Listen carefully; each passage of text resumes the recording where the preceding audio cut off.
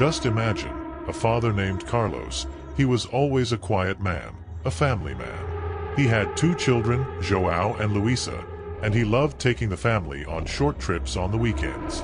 You know, a getaway to the countryside, away from the hustle and bustle of the city. That Saturday, Carlos decided it would be a good idea to go somewhere new, a state park he had heard about but had never visited. They hit the road early in the morning, with the sun shining brightly in the sky. It was a perfect day, one of those days when you feel like nothing bad can happen.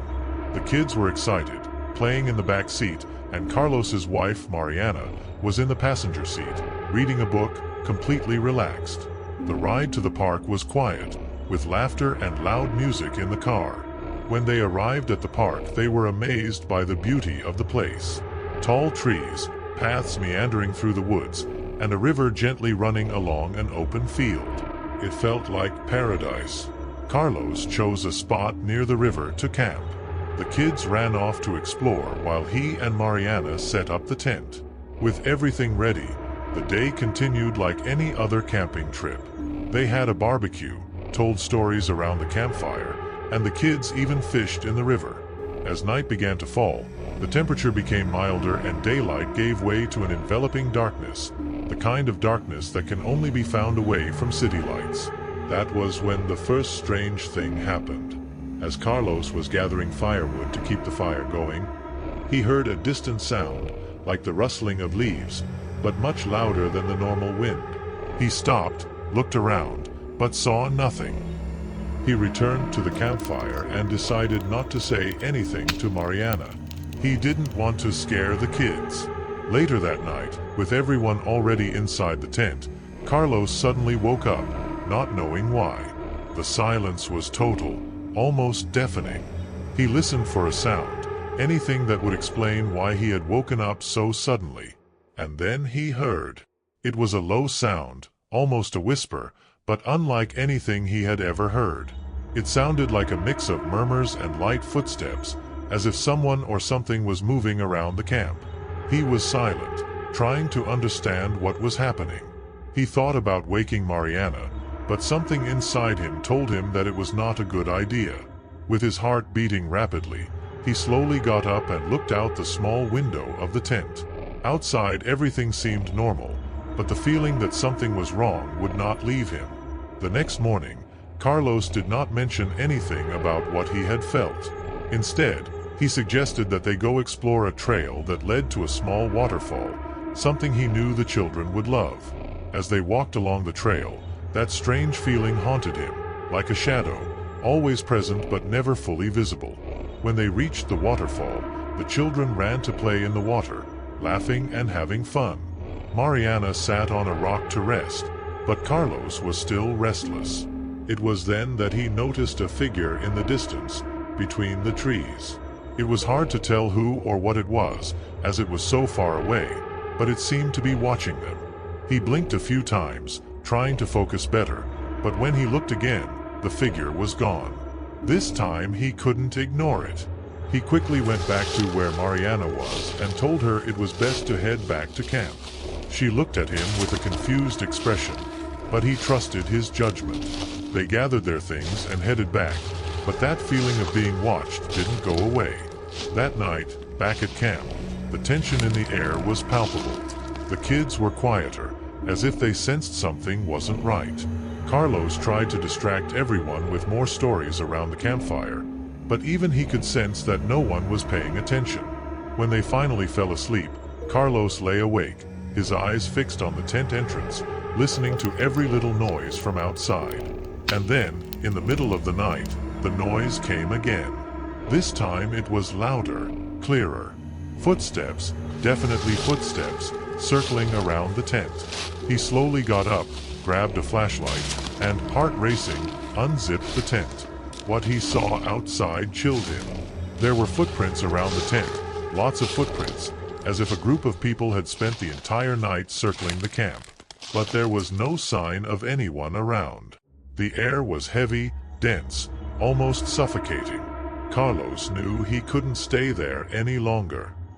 He woke Mariana, who immediately sensed the gravity of the situation from the look on his face. They quickly woke the children and began to dismantle the camp in the middle of the night, silently, but with a rush that bordered on desperation. As they prepared to leave, Carlos felt like he was being watched again. He looked into the woods, trying to find whatever was stalking them, but found only darkness. They got into the car, and as they drove out of the park, that tension finally began to dissipate, but the feeling that something had followed them remained with him. However, when they got home, things did not go back to normal. Carlos felt as if that strange feeling had permeated him, something he could not shake. At night he began to have nightmares, always with that same feeling of being watched, of being on the edge of something terrible, but never being able to see what it was. The days passed and the family tried to return to routine, but the shadow of that camp continued to loom over them. Carlos couldn't forget the footprints around the tent or the figure among the trees. And every now and then he felt that same heavy air, that feeling of being watched, even in his own house. He never told Mariana or the children about the nightmares, but he knew something had changed. That experience, that feeling of impending danger, of being on the edge of chaos, never quite left him. And sometimes, when the wind blew strangely or the house became too quiet, he felt, if only for a brief moment, that shadow was still there, waiting. And so, life went on, but always with the memory of that day, of that camp, haunting him, reminding him that danger is not always visible, but can be lurking, waiting for the right moment to reveal itself. I hope you liked the story, because the second story is even more chilling. Just don't forget to see if you're already subscribed to the channel so you don't miss any terrifying stories. Imagine a quiet night, but you know that quiet that seems more sinister than peaceful? Well, that was exactly the atmosphere in that cabin. The path was one of those that seemed to lead nowhere, surrounded by tall, dense trees. The cabin was old, with dark, weathered wood, looking like it had been forgotten by time. Inside, you were alone, enjoying the peace that isolation can offer, or at least trying to. The fire in the fireplace cracked softly, casting dancing shadows on the walls. Everything was silent except for the occasional sound of the wind whistling outside. But there was something about that silence that didn't feel right to me, as if the air itself was waiting for something. Suddenly, there was a knock at the door. It wasn't just any knock, but an urgent, desperate sound. Who could be there, in the middle of nowhere at that moment? Your heart started beating faster and you hesitated for a second before getting up. When you opened the door, you found yourself face to face with a man. He was sweating, breathing heavily, and his eyes, wide with terror, seemed to be begging for help. "Please let me in," he said, practically panting. "They're after me." Without much thinking, you let him in and closed the door behind him. The man was agitated, looking over his shoulder, as if he expected something horrible to appear at any moment. "Who's after you?" you asked, trying to keep your voice steady, but feeling the chill running down your spine intensify. "There's no time to explain," he replied, running to the window and peering through the crack. "I was working on the road, a regular job, but something went very wrong. They aren't human anymore. Something took them, something evil." Before you could ask what he meant by "not human anymore," the sound of a scream reached you. They were screams of fury, of despair, and they seemed to be approaching quickly. The man stepped away from the window, his face now pale with fear. "They're here. They're all here." You ran to the window and peered through the curtains. And that's when you saw it. Outside, in the darkness, a crowd was approaching the cabin. There were men and women, but something about them was terribly wrong. Their expressions were pure rage. Their eyes were empty, as if there was nothing human left inside them. Some carried bottles, others stones, and they all moved forward as if in a trance, as if guided by an invisible force. "What is that?" you asked, your voice shaking now. I don't know," the man replied, running his hands through his sweat-soaked hair. "But they won't stop until they catch us." The tension in the air was almost unbearable. With every second, The crowd came closer and the screams grew louder and more terrifying. And then, out of nowhere, the man grabbed him tightly by the arm. "We need to turn off the lights. Stay quiet. Maybe they'll pass by." With your heart racing, you ran through the cabin, blowing out the candles and covering the fireplace with a blanket to smother the fire. Darkness took over the place, and all that remained was the sound of your heart pounding in your chest. Outside, screams seemed to have surrounded the cabin. You heard loud footsteps on the porch and then a violent knock on the door. The wood creaked under the impact and the man standing next to you began mumbling something that sounded like a prayer, though his words were disjointed, almost incoherent. Another heartbeat. And another.